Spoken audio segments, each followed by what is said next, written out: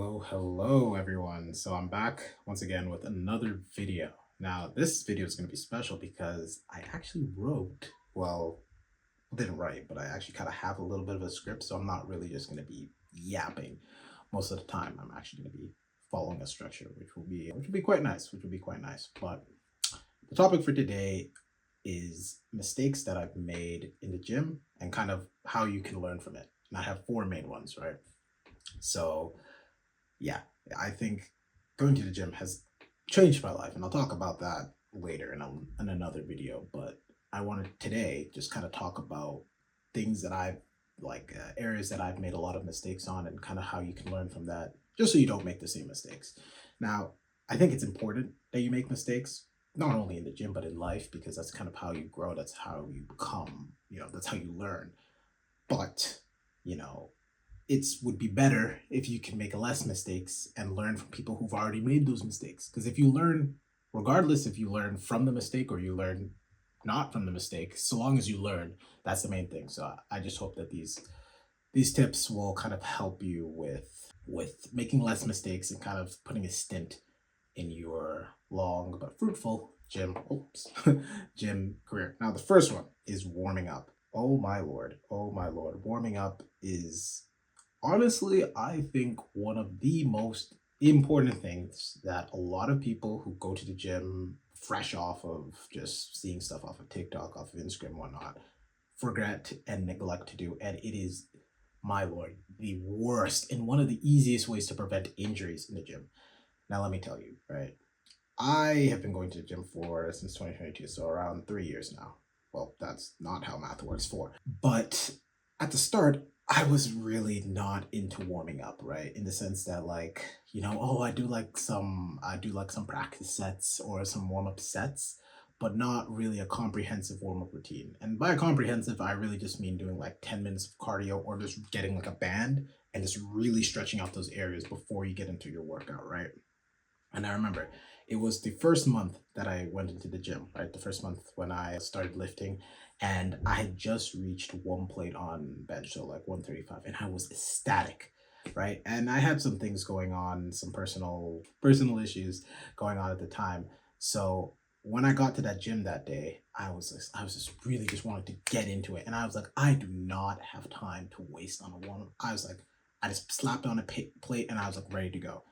And as most people will tell you, doing that, oh my God, my glasses are really foggy. Sorry about that.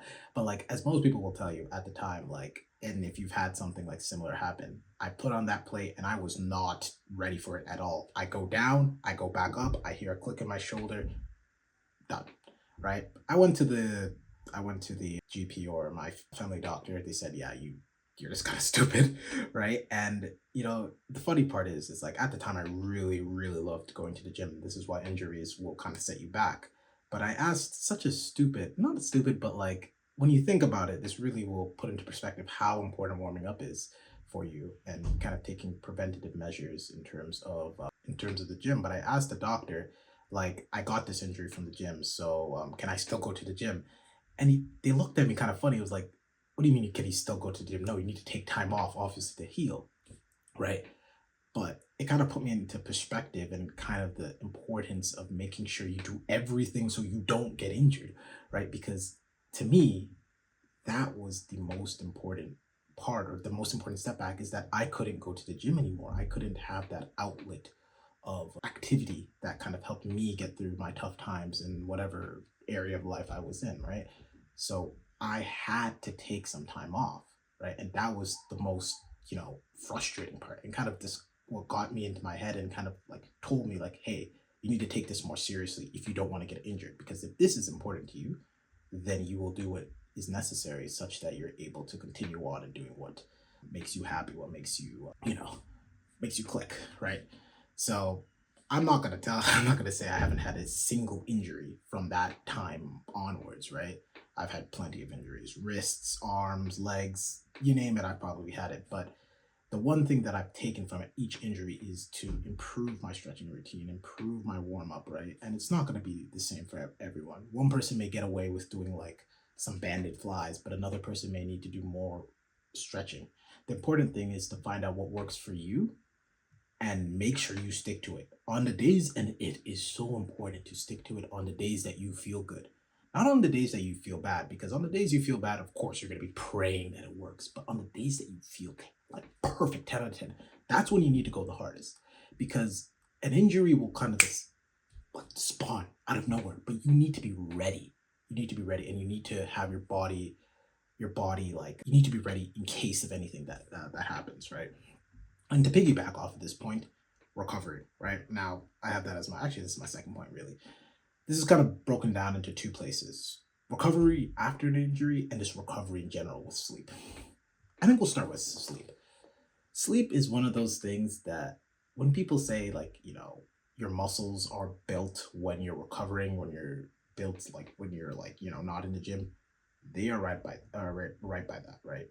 You may think that if you go to the gym 24/7 and you don't sleep, you don't do anything, and you're at least going intense at the gym, you're going to gain muscle. That could not be further from the truth. Now, there are literally thousands of studies that kind of support this hypothesis, but I'm going to be honest, I don't really want to read them, and I'm sure you don't want to listen to them. The bottom line here is that sleep is, your body breaks down when you, or not breaks down, has your micro tears and whatnot. Sleep and recovery is kind of what allows you to kind of build that muscle back stronger. If you do not recover, all you're doing is basically getting a hammer to your muscles and just mashing them down, right? Mashing them down, mashing them down, mashing them down, right? You're not giving that chance for it to recover, to get stronger. So you are literally just, that is just like self-inflicted torture. And I don't know about you, but I don't enjoy that, right? I want to have at least some gain, right? So it's important to take your recovery, incredibly important. And I say this as a mistake because I am like, I am the prime candidate, or the prime example of recovery was never my priority. I would get great workout sessions in, but I would be like, why is nothing happening? And I look at my sleep, I'm getting like 4 hours of sleep each day, right? So make it make sense, right? So recovery is incredibly important. You need to give your body time to recover from your sessions, especially if you're the type of person to go extremely hard, right? So recovery is incredibly important, but that will help you in all aspects of life, right? Getting your sleep. Now, the second part of this is recovery after an injury. And oh my lord, if you become addicted to the gym like I have, kind of stopping is a problem, like a genuine problem. It's like you're taking away like the vape or from the smoke or like the alcohol from a addict, right? You do not want to stop. You want to keep going. You want to, because it makes you feel happy. It makes you feel good. It releases endorphins. It releases feel good hormones, right? So of course you don't want to stop, right? And it's one of the better things to be addicted on, in my opinion. But an addiction is still an addiction, and it has problems when you need to withdraw, right? Too much of anything is a bad thing. That's a fact of life, right? But you need to understand that when you are injured, when you have like tweaked something in your muscle, and you'll know, and you'll get this with more experience. You need to stop, think, and roll. Stop, think, and roll. There is some weird sound. Like, I should. Okay, I'll be right back. I'm gonna just get that closed. I love the fact that I can just edit out me just walking to the other side. That's great. Anyways, where was I? You need to stop. Stop, think, and roll. Essentially, what I'm saying is that when you're injured, when things go wrong, you need to give yourself some time to recover. And please, just if you take anything from this video, if you take anything, it's just give yourself time to recover, because you will 110% make your injury worse. And then at some point, you will either A, need physiotherapy, B, need surgery, or C, just not be able to return to the gym at your same level. And I've experienced this so many times, because I'm like, I can push through it. What's an injury gonna stop me from doing, right? I'll give you a perfect example, right? What was it? I think it was, again, in my first year of lifting, because I was, again, very unexperienced, but I had tweaked something in my shoulder, right? And it was very painful, but I was like, oh, I'll keep going through. And something that would have taken me, if I had taken like a week off, I would have been perfectly fine. Had turned into a 1 to a 3 month injury. to the point in which I couldn't shoulder press for an entire year, right? And it's really a shame because I lost a lot of progress that I could have made had I just taken that 1 week, let myself recover, and listened to my body. Listen to my body, who was literally screaming out in every possible way, right? And I get it. It's hard to basically say, you're progressing so well, and especially if you're competitive like me and you go with your friends, where it's like you see them like, progressing, and you just have to kind of just do your stretches and not really progress. But trust me, it is so much better than bruising your ego. Like, bruise your ego a little bit to just recover. Because believe me, it is worse when you have to spend like months, literally months, just out from the gym and you can't do anything. Now, I make it sound like a lot worse. Now, provided you're not going like some crazy weight and stuff like that, you're not going to be out for like literally years. But you could if you don't listen to your body. So, listening to your body is incredibly, incredibly important in terms of A, recovery, and B, just not making whatever has happened any worse. So listen to your body. Now, I have forgotten what I need to say, so let's take the next look. Okay, the next point, food. Nutrition, nutrition. Now, I like to think there are three main pillars in terms of fitness. One is actually just, going to the gym. Two is sleep, as we've already talked about. But three is nutrition, food. I was a skinny lad back in the day.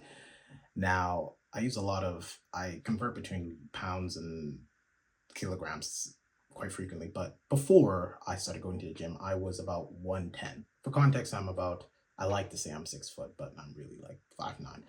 I'm like 5'9", 110. So I was very skinny, and not that I had a complex about it, but I was very skinny. And back in high school, I was really trying to put on weight, not necessarily on my body, but more just on my list. And I remember I could not, for the life of me, lift more than 125 pounds on bench press. And I was consistent. I was doing everything I needed to do, right? So I just could not lift that weight. And I tried, would not go up. I could do like 6 reps, and that was it. Hence, I go to, university, and then, I kind of dictate what I eat, so I try to eat more. I put on like 10, 15 pounds in a month. Within that month, I ate my one plate. Now, obviously, I injured myself, so that kind of, sorry about that. But that kind of just, went down. But it illustrates a point. Something that I struggle with now is nutrition and putting on weight. Now, if you are on the other spectrum and you're trying to lose weight, that will kind of have the inverse effect. But for people who have not necessarily put on that type of weight, it is so important to eat. You need to eat more. And I can already hear people saying like, oh, I have a high metabolism. I just really can't eat. I don't care. I really don't. Like, I do not care what you say about how much you can or how much you think you can eat. The reason why you're not putting on weight is as simple as you're not eating enough. There is no fancy solution. There is no, specific meal plan. And that's something I really got caught up in. It's trying to find that specific amount of food that would I eat, and then maybe this food. No, it's calories. Calories in, calories out. If you burn more than you put in, then you are going to lose weight. Vice versa. If you put in more than you burn, you're going to gain weight. And I think, what's this guy's name? The guy with the hat, Sam Sulek, he said it very simply. It's thermodynamics. Simple thermodynamics. So do not fool yourself with thinking that you are some special snowflake with some crazy high metabolism and you just cannot put on weight. No, you can put on weight. You just need to eat more food. Now, it is incredibly simple. It does not mean it is easy. I'm not trying to say that it is easy in any way, shape, or form.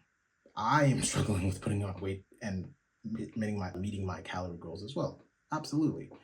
But don't try to complicate it anymore. Now, some tips that I have for you are pretty standard, but some things that have helped for me is one, eating as early as possible and giving yourself like a time interval when you're going to eat.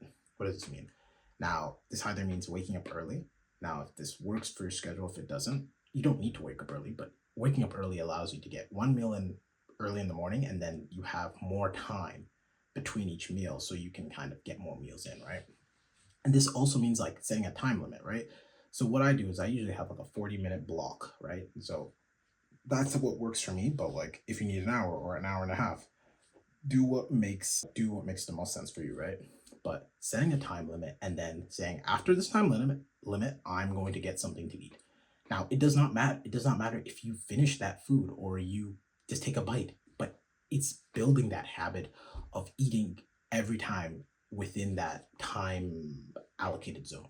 And then eventually you will be able to eat more and then eat more and eat more because your stomach is a muscle, right? And I don't really want maybe this doesn't theoretically make sense, but it's a muscle and you can train it to handle more food.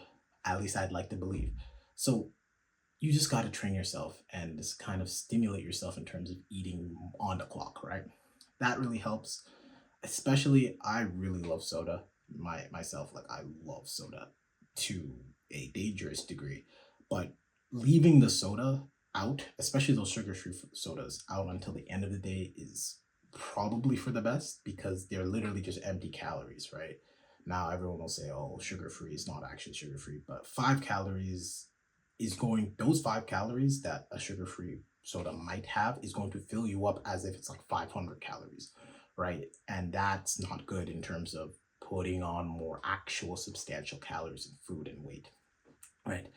But yeah, it's just a matter of eating more, right? It's not gonna be easy, but it is simple. And don't try to overcomplicate it. You just need to put more food into your body and burn less, right? So that one is really important. Now let me take a look at my last one. Okay. This one's honestly, I think, is the most important. Let me take a swig of water. It's not about water though. Although water and hydration is incredibly important as well. The last one, and I will make this one is again, I think indicative of a more wider issue, but excuses. Excuses, excuses, excuses. And this one I think is something that I kind of understood very early on and why I was able to make a lot of progress early on despite all my other mistakes. And it's excuses. How do I even approach this? I think the best way is to kind of give an example of where I was before and where I'm at right now. Right? Back in first year in university when I first started going to the gym, right? I it was a crazy year, but I really had loved going to the gym, right? But I had my exams coming up, right? This was my first set of real university exams, right? Real university exams where I had to really lock in and study. Did I lock in? Did I study? No. But at least that's the narrative that I told myself that I had to really focus and I had to really, put in my all to get my grades. And to achieve that, I decided it was the best idea to stop going to the gym for that 2 week period. Now, alas, I stopped going to the gym and then I did my exams. I did fine, right? But then I came back. And, you know, I I didn't really feel much different. It took me about a week or two before I could like really get back into the groove of things. But the next semester rolled around and I was in the same position, right? I was in the same position. I was like, I could take another 2 weeks off from the gym, right? But something inside me, something was like, why, why are you taking time off? Why, like, for what reason can you not go to the gym, right? And it really just extrapolated into a bigger thing is about excuses. The excuses that you tell yourself, the excuses that you tell other people, the excuses that the world perhaps has given to you. There are a million and one reasons why you could tell yourself you do not need to go to the gym today. Could be, hey, I feel tired, I have work to do, oh, it's too far, maybe people are gonna laugh at me, whatever. Those do not matter. They are excuses at the end of the day, right? And the more you realize these excuses, like I've heard so many from people, and the one that, can I say it? I'm gonna say it. The one that pisses me off the most is when people say that I have to study, I have work to do. And it pisses me off because like obviously they can do whatever they want. I don't I don't actually give a shit. But I look at it in my life, right? And I see it like this, right? If you don't have like, are you genuinely telling me you do not have 2 hours, maybe 3, if you're really pushing it, to spare to go to the gym, focus on your health, and ultimately you know, feel better because of it? Or are you saying that from the second you wake up to the moment that you go to sleep, that you have no time whatsoever? No time whatsoever, right? And I challenge you to kind of think about that. Like, are you really that busy? Are you really like, can you not spare that much time, right? And I'll explain it like this, right?